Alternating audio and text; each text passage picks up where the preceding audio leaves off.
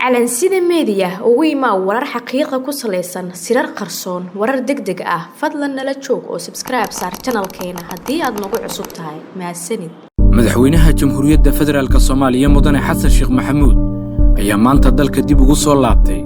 kadib safar miro dhalay oo ku tagay dalka Mareykanka kaasi oo horseeday guulo diblomaasiyadeed kuwa dhaqaale iskaashi amni iyo fursad dawladda Soomaaliyeed ay ku soo bandhigtay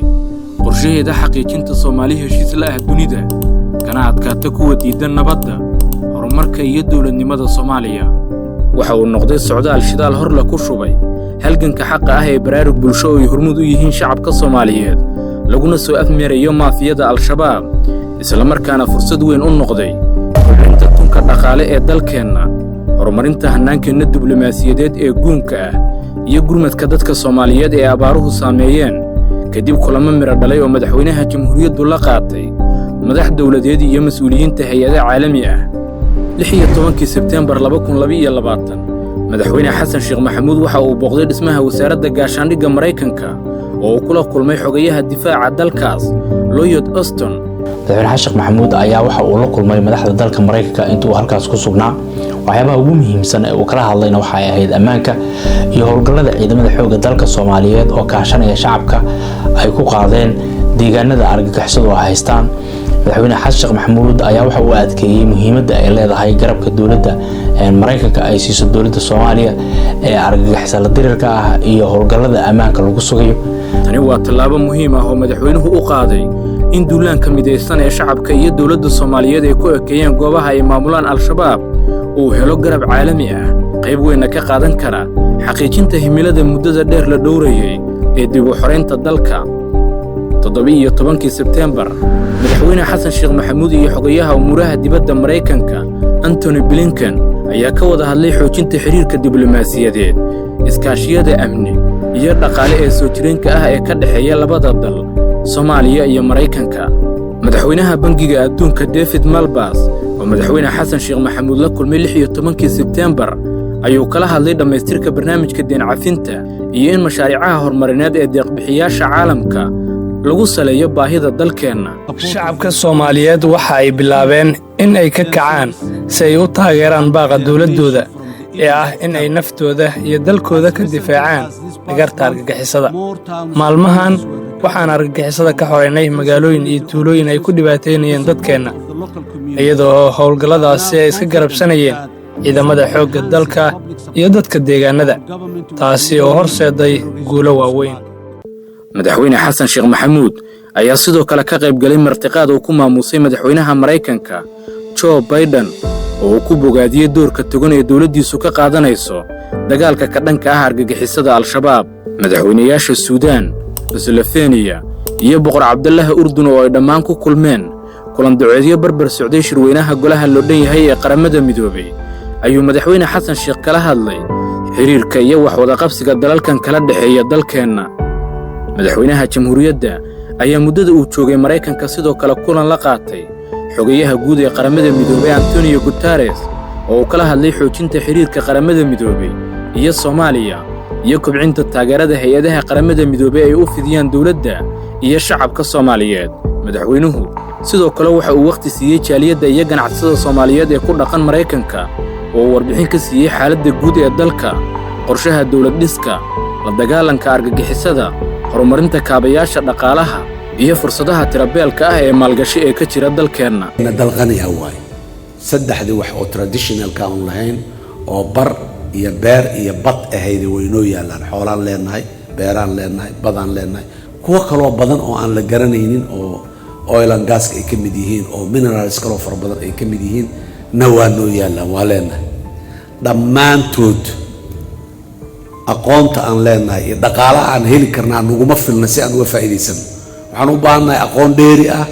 iyo dhaqaale dheeri ah oo aan uga faa'iideysano muxuu ahay khayraadkaas dhulka korkiisaan ku noolnahay korkiisaan baahi gaajo ugu dhidhimanaynaa waxaan rabaa kala caawa inaan halkan ka sheego haddii meel Soomaaliya hal tallaabo hal yacni taako oo wanaag ah oo dhinaca san inaad u qaadda haddii aad doonto waa inaad ku dagaalantaa haddii kale waa laga hor istaaga waxaan rabaa negative energy-ga ayaa dadkeena qaarkood aad ugu badane horta in la isgaarsiiyo inaan negative energy-ga 32 years 32 sano is a long time. When you're not okay, and tell me what's wrong and why you never say. I know you told your friend you're not okay, and tell me what's wrong and why you never said you felt that way. And guess you're trying to stay strong and fake a smile until I look away. But I've known you too long, it hurts to watch your blue eyes fade to gray as you fade away, as you fade away.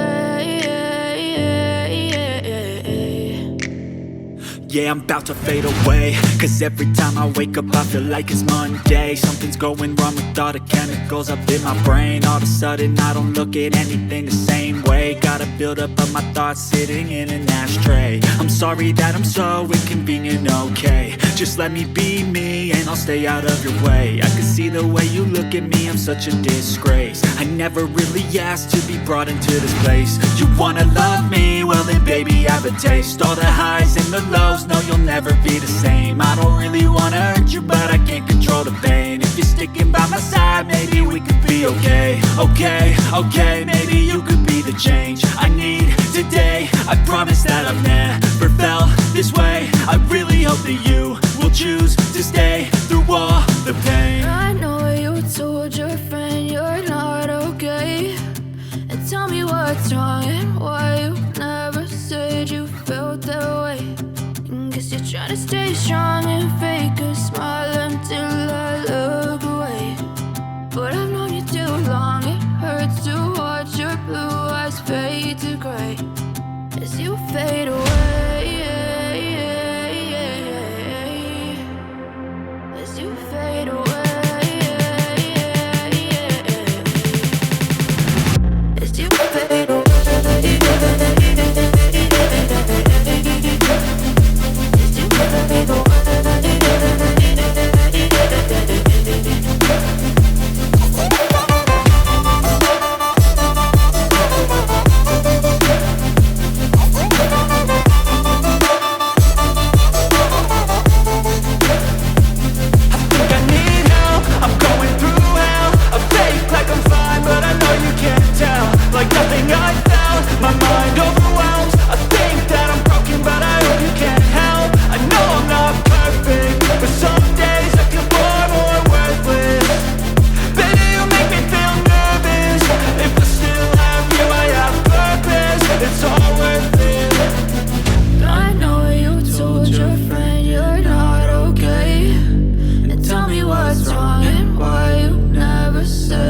dhagaystow ogow haddaadan xalka qayb ka noqon waxaad qayb ka tahay dhibaatada dalka.